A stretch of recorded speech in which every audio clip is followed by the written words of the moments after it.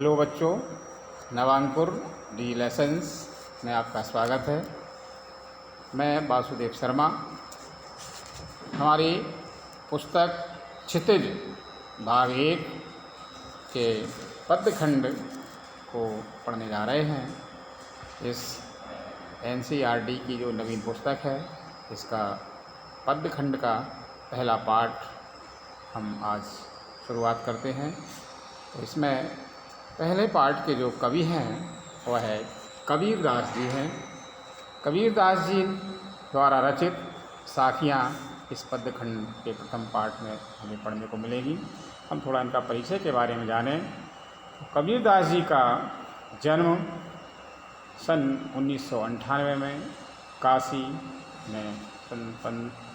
में हुआ था और इनका जो देहावसान 1518 के आसपास माना जाता है। इनका जो प्रथम प्रमुख ग्रंथ है कबीर ग्रंथावली, तो यह जो इनकी रचनाएं हैं, इनकी प्रमुख रचनाओं के संग्रह में केवल बीजक ही प्रमाणित है और बाकी रचनाएं गुरु ग्रंथ साहिब में संकलित हैं। तो ये कबीर जी के बारे में हमने ये देखा। कबीर जी निर्गुण भक्ति धारा के प्रमुख कवि माने जाते हैं। अब हम पाठ की ओर चलते हैं। तो कबीर जी ने साखियाँ लिखी हैं। कबीर जी की जो साखियाँ हैं वो है बड़ी ज्ञानप्रद हैं और इनमें कबीर जी ने हमारे लिए साखियों यानी दोहों के रूप में, दोहा छंद है इसमें, इनके दोहों के माध्यम से जीवन जीने की शैली एवं निर्गुण ब्रह्म की उपासना के बारे में बताया है। और हम इनका पहला दोहा देखते हैं। मान सरोवर सुभग जल हंसा केली कराई, मुक्ता फल मुक्ता चुगे अवे उड़ियनत न जाए। तो ये कबीर जी की प्रथम साखी है। इसमें देखिए उन्होंने बताया है, इस दोहे में उन्होंने हंस और मोती के मान से और ईश्वर आराधना निर्गुण ब्रह्म की उपासना के बारे में बताया है। कबीर जी कहते हैं जैसे मान सरोवर सुभर जल, मान सरोवर है ना, एक तालाब के रूप में, और सुभर माने लबालब भरा हुआ जल। जो सरोवर है उसमें जल कैसा भरा है? पूरा भरा हुआ है, लबालब है। हंसा केली कराही, केली मीन्स होता है क्रीड़ा करना, कराही माने करते हैं। तो वो सरोवर में हंस जो है ना क्रीड़ा करते रहते हैं। मुक्ता फल मुक्ता चुगें, मुक्ता मीन्स होता है मोती, वह मोती रूपी फल के लिए चुगते रहते हैं और अब उड़ अनंत न जाए। जब उन्हें उस सरोवर में मोती प्राप्त होते हैं तो वह उस स्थान से उड़कर अनंत माने होता है अन्यत्र नहीं जाना चाहते हैं।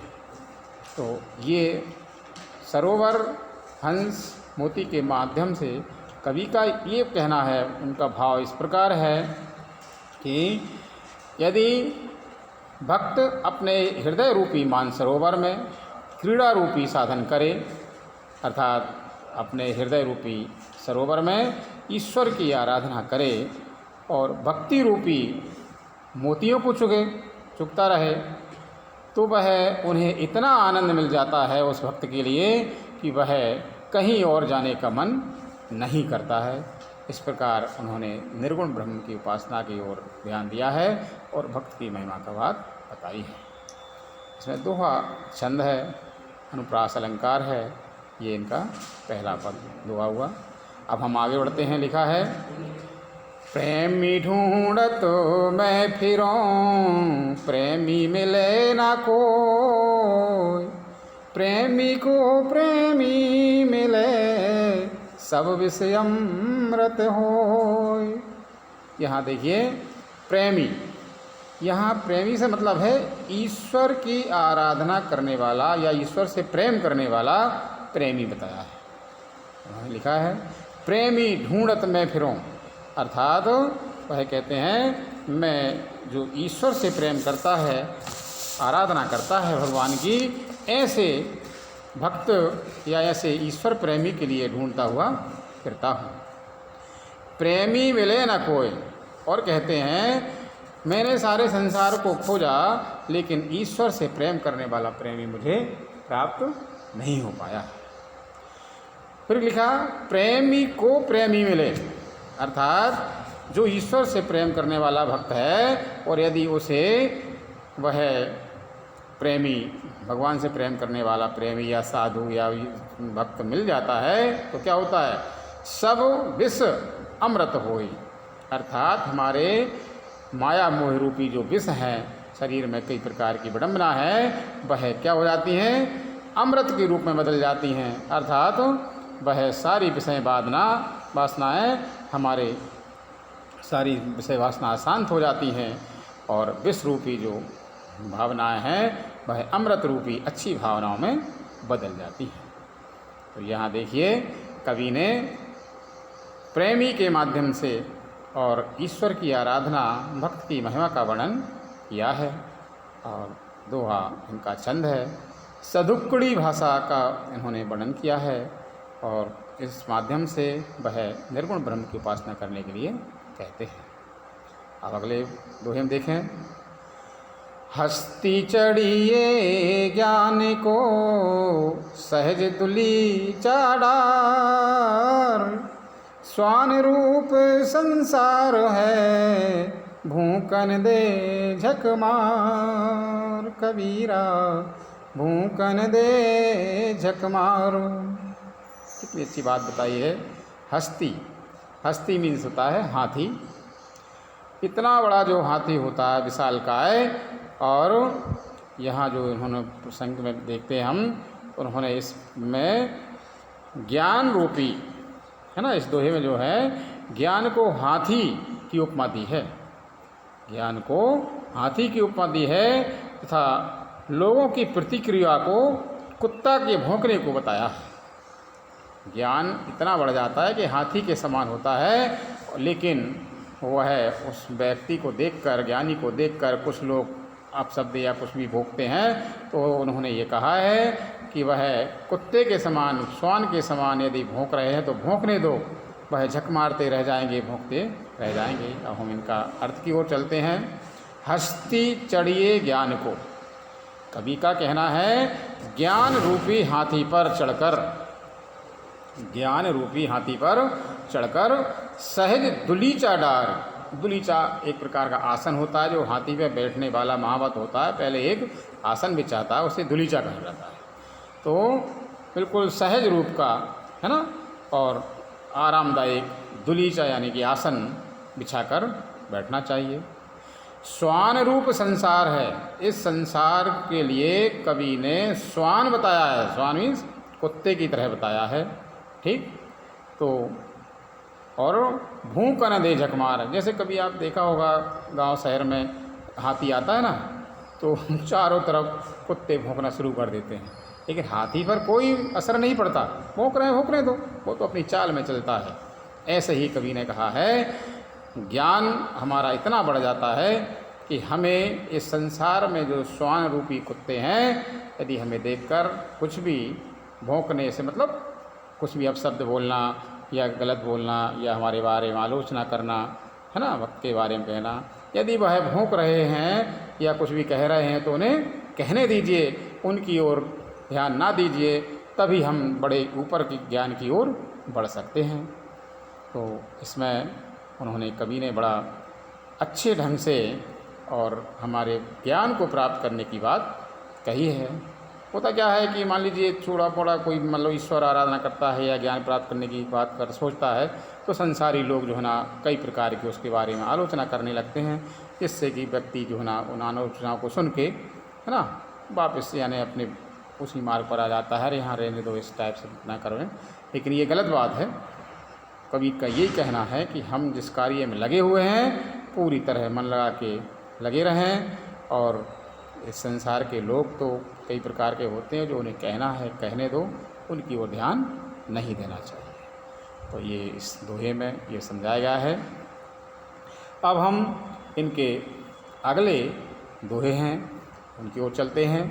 देखिए लिखा है, पखा पखी के कारण सब जग रहा भुलान, निरपक होई के हरि भजे सोई संत सुजान, कबीरा सोई संत सुजान। इस दोहे में देखिए कवि ने कितनी अच्छी बात बताई है।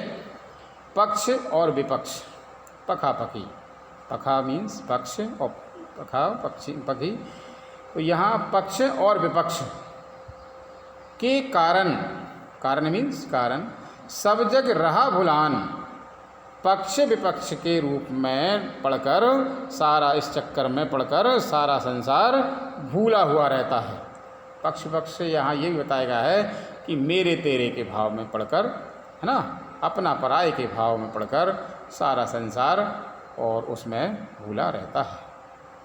आप कबीर जी कहते हैं, निरपक होई के हरि भजे, अर्थात निष्पक्ष, निरपक्ष माने होता है निष्पक्ष, निष्पक्ष रूप से एक सच्चे मन से, है ना, ईश्वर की आराधना, हरि, हरि माने भगवान, भगवान को यदि कोई व्यक्ति भजता है तो वह कैसा हो जाता है, सोई संत सुजान, सुजान मीन्स चतुर, वह चतुर संत के समान बन जाता है, अर्थात बहुत बड़ा ज्ञानी हो जाता है। बस उसको आवश्यकता ये होती है कि वह निष्पक्ष रूप से, निस्वार्थ रूप से भगवान की आराधना यदि करे तो वह बड़ा चतुर और संत बन जाता है। तो यहाँ देखिए कवि ने क्या बताया है, ईश्वर की आराधना पूरी तरह निष्पक्ष होकर और करना चाहिए, और तथा जैसे संत लोग कभी भी किसी प्रकार का पक्ष विपक्ष नहीं करते, निष्पक्ष भाव से करते हैं, समान भाव से रखते हैं, वैसे ही जो व्यक्ति भक्त है उसे भी अपना पराया छोड़कर, पक्ष विपक्ष छोड़कर और ईश्वर की आराधना करनी चाहिए। तो ये दोहा हुआ। अब हम आगे देखते हैं। हिंदू मुआ राम कई मुसलमान खुदाई, हिंदू मुआ राम कई मुसलमान खुदाई, कहे कबीर सो जीविता, जो जूँ दुहूँ के निकट न जाए। यहाँ पर ईश्वर आराधना के बारे में तो कहा है, निर्गुण ब्रह्म की भावना बताई है, लेकिन यहाँ उन्होंने ये बताया है कि ईश्वर केवल एक है, चाहे उसको हिंदू पूजने वाला हो, चाहे मुसलमान पूजने वाला हो, परमात्मा ईश्वर की आराधना सभी को करना चाहिए। तो ये इसकी हम व्याख्या देखते हैं। हिंदू मुआ राम कही, मुआ, मुआ मीन्स होता है रट लगाते हुए मर जाना, है ना। तो हिंदू राम की रट लगाते लगाते और मर जाते हैं ना, कहते कहते राम राम कहते कहते और हिंदूवादी बनते हुए और इस संसार से चले जाते हैं। मुसलमान खुदाई, मुसलमान जो होते हैं वह खुदाई, खुदाई मीन्स होता है खुदा, उनकी ईश्वर का नाम अल्लाह खुदा होता है ना, तो खुदा कहते कहते इस संसार से चले जाते हैं। कहें कबीर, कबीरदास जी का कहना यह है, सो जीवता, अर्थात उसी का सही जीवन है, वास्तव में जीवन उसी का सही है, क्या, जो दुहूँ के निकट ना जाए, दुहू, दुहू मीन्स दोनों के, हिंदू और मुस्लिम, इन दोनों के निकट माने समीप, जो इन दोनों के समीप नहीं जाता, अर्थात इसमें भाव ऐसा पक्ष विपक्ष नहीं रखता या हिंदू मुस्लिम के प्रति कोई किसी प्रकार का गलत भाव नहीं रखता, उसे तो केवल ईश्वर से मतलब रहता है, वही सच्चे मन से, सच्चे भाव में जीवित रहता है, और वह जो इन दोनों में भेद नहीं करता। कहने का भाव ये है कि सही मायने में वही जीवित रहता है, सही मायने में जो दोनों के नज़दीक ही नहीं जाता, अर्थात वह केवल ईश्वर का ही भजन करता है, इन दोनों को नहीं मानता, वही सच्चा भक्त कहलाता है। तो ये दोहा हमने देखा। इस दोहे में भी उन्होंने अपनी सधुक्कड़ी भाषा का उपयोग किया है। दोहा छंद है और अनुप्रास अलंकार है। तो ये हमारा ये दोहा हुआ। अब अगला देखें। काबा फिरी काशी भया, राम ही भया रहीम, मोट चून मेंदा भया, बैठे कबीरा जी। इस दोहे में देखिए उन्होंने ये कहा है कि बताया है कि सच्चा ज्ञान यदि पैदा हो जाता है तो वह ना उसे काबा से मतलब होता। काबा एक मुसलमानों का तीर्थ स्थान कहा जाता है और ना ही काशी। काशी ये हिंदुओं का प्रमुख तीर्थ स्थान है। इन दोनों में वह कोई भी अंतर नहीं समझता है। ठीक, इस बारे में उन्होंने बताता है और समान भाव से देखने के बारे में बताया है। काबा फिर काशी भया। काबा मुस्लिमों का एक जो तीर्थ स्थान है ना, उसे काबा कहते हैं। और काशी भया अर्थात जो ज्ञान को पूरी तरह उच्च रूप में प्राप्त कर लेता है वह काशी बन जाता है, या काशी में और काबा में कोई अंतर नहीं समझता है। राम ही भया रहीम। यहाँ बताया है कि राम ही रहीम बन जाते हैं या रहीम ही राम बन जाते हैं। उन्हें किसी प्रकार का भेद नहीं करते वह एक दूसरे में। जैसे बताया उदाहरण, मोट चून मेंदा भया। मोट चून अर्थात जो मोटा आटा था, है ना, जो अनाज पिसवाते हैं तो आटा निकलता है, वह हल्का सा जैसे मोटा है, और उस मोटे चून को यानी जो आटे को, चून माने आटे को और बारीक कर दिया जाए, छान दिया जाए तो वह मैदा बन जाता है, यानी और भी बारीक बन जाता है ना। तो उसका कहने का भाव है इस प्रकार गेहूं को पीसकर आटा और आटे को और महीन पीसेंगे तो वही क्या बन जाएगा, गेहूं बन जाता है और मैदा बन जाता है, मैदा बन जाता है। तो और क्या लिखा, बैठ कबीरा जीम। कबीरदास जी कहते हैं और चाहे उस आटे की रोटी बनाए तो भी बैठ के मतलब भोजन किया जाता है, चाहे मैदा का कुछ पकवान बनाए तो भी वह भोजन करने लायक होता है। तो कहने का भाव ये है कि उसी प्रकार सभी मनुष्य उस ईश्वर की संतान हैं, उस भगवान की ही संतान हैं, और भले ही उनके नाम अलग अलग बताए गए हैं। चाहे काबा को पूजने वाला हो वह भी उसी ईश्वर के पास आराधना करता है, चाहे काशी को पूजने वाले हिंदू हों वह भी उस ईश्वर के आराधना करते हैं। जैसे अनाज चाहे चून बन जाए, आटा बन जाए तो भी उसके भोजन बनते हैं, चाहे मैदा बन जाए तो भी उसके भोजन बना के खाते हैं। ऐसे ही चाहे काबा में तीर्थ में जाएं वह भी ईश्वर की आराधना करेगा, चाहे काशी चले जाएं तो वह भी तीर्थ में ईश्वर की आराधना करेगा। ऐसे उच्च ज्ञान की ओर कवि ले जाने चाहते हैं और अपने पराये को भेदभाव या किसी प्रकार की जाति प्रथा के भेदभाव को हटाना चाहते हैं। ये इस प्रकार से देखिए ये दोहा भी हुआ। अब हम अगले दोहे में चलते हैं। ऊंचे कुल का जन्मिया, जे करनी ऊंचे न होय, सुबिरन कलश सुरा भरा, साधु निंदा सोई कबीरा, साधु निंदा सोई। ऊंचे कुल का जन्मिया, यहाँ पर कवि का ये भाव बताया है कि व्यक्ति का, है ना, हमेशा भाव अच्छा होना चाहिए, है ना, और जैसे कि कोई किसी प्रकार की उसकी निंदा ना कर सके, बुराई ना कर सके, इतना ऊंचा बनना चाहिए। लिखा है ऊंचे कुल का जन्मिया। ऊंचे, ऊंचे माने उच्च कुल, कुल माने वंश में, का जन्मिया जन्म लेना, जन्मिया माने जन्म लेना। यदि किसी ने बहुत ऊंचे कुल में, अच्छे कुल, बड़े वंश में कुल में जन्म लिया है, लेकिन जे करनी ऊंच ना होई, ना लगा दिया यहाँ पर, और उसकी करनी, करनी माने कार्य ऊंचे ना हो, अर्थात अच्छे कार्य ना हो, हैं। ऊंचे कुल में यदि उसने अच्छे वंश में, उच्च कुल में जन्म भी ले लिया, लेकिन उसकी करनी, कर्म खराब है, ऊंचे नहीं हैं, अच्छे नहीं हैं, तो कैसा, सुवरन कलश सुरा भरा। सुरा, सुरा मीन्स होता है मदिरा। जैसे सुवरन, सुवरन माने सोने के, स्वर्ण के कलश में जैसे सुरा भर दी जाए, अर्थात है ना, मदिरा भर दी जाए। सोने का मान लीजिए कोई कलश है और उसमें क्या भर दिया है, मदिरा भर दी जाए, हैं, तो वैसे ही साधु निंदा सोई, सज्जन लोग उसकी निंदा करने लगते हैं। इसी प्रकार यदि जन्म ऊंचे कुल में हो जाए किसी व्यक्ति का और उसके कर्म खराब हों, तो सभी लोग, संसार के लोग उसकी क्या करेंगे, निंदा करेंगे, बुराई करेंगे। इस प्रकार ये कवि ने यहाँ पर बताया है, और कि हमेशा करनी अच्छी करना चाहिए, कार्य अच्छे करना चाहिए, जिससे सब लोग उसकी भलाई करें और निंदा ना करें।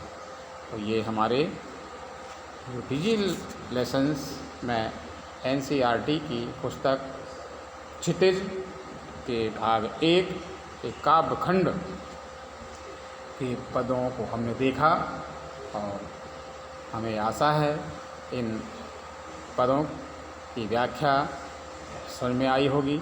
अब हम इसके अगला जो लेसन है, चैप्टर है, ये भाग 1 था इस पार्ट का, और हम अगले पार्ट में आपसे पुनः मिलेंगे।